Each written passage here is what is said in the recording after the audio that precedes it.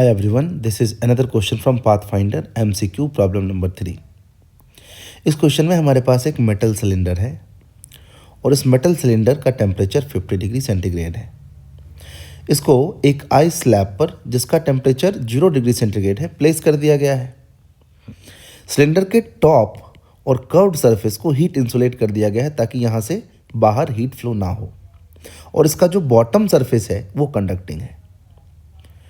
तो जैसे ही आप इस सिलेंडर को इस आइस ब्लॉक पे रखेंगे, आइस स्लैब पर रखेंगे, तो because of the temperature difference slab की तरफ हीट का फ्लो होगा। ये जो हीट का फ्लो होगा सिलेंडर से स्लैब में, वो इस स्लैब को क्या करेगा, मेल्ट करेगा।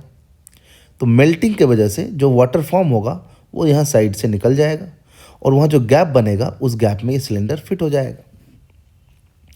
तो जैसे जैसे आइस मेल्ट होता जाएगा वैसे वैसे इस सिलेंडर का जो हाइट है, सिलेंडर का जो डेप्थ है इनसाइड, वो बढ़ता जाएगा। तो यही सवाल है कि what fraction of height of the cylinder will ultimately sink. Cylinder का जो हाइट अंदर आएगा वो टोटल हाइट का कितना फ्रैक्शन होगा जब ये सिंकिंग रुक जाएगा।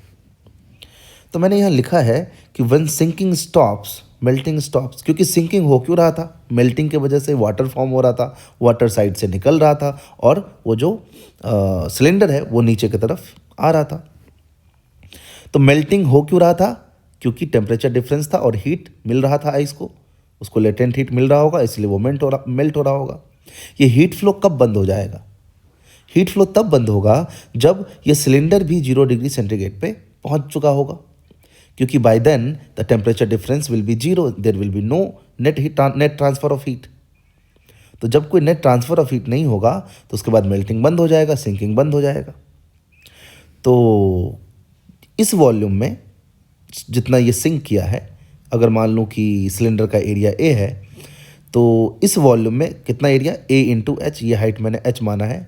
इस ए इंटू एच में जो आइस था वही वाटर बना है, तो उसने कितना लेटेंट हीट लिया होगा भाई? इस वॉल्यूम में जितना आइस था, mass of that ice will be rho of ice into A into H into latent heat of fusion. ये कर देंगे तो हमें मिल जाएगा heat absorbed by the ice in melting. And ये हीट दिया किसने? ये हीट सिलेंडर ने दिया।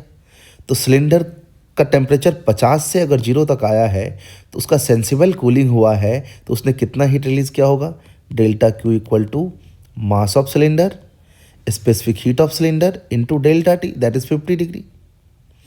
तो मास ऑफ सिलेंडर लिखने के लिए मैंने लिखा rho of cylinder into area of cross section into height H of cylinder.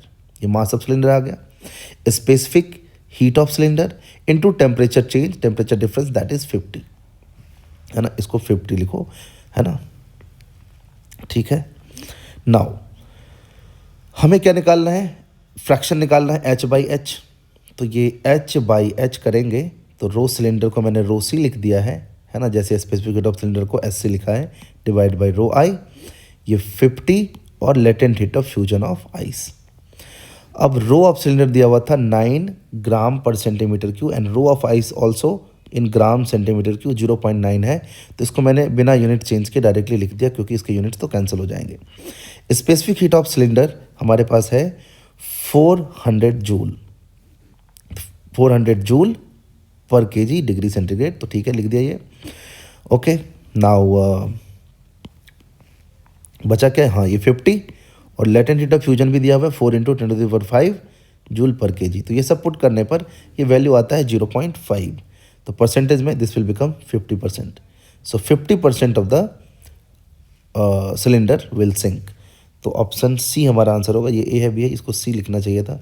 Option C is the correct answer. Thank you.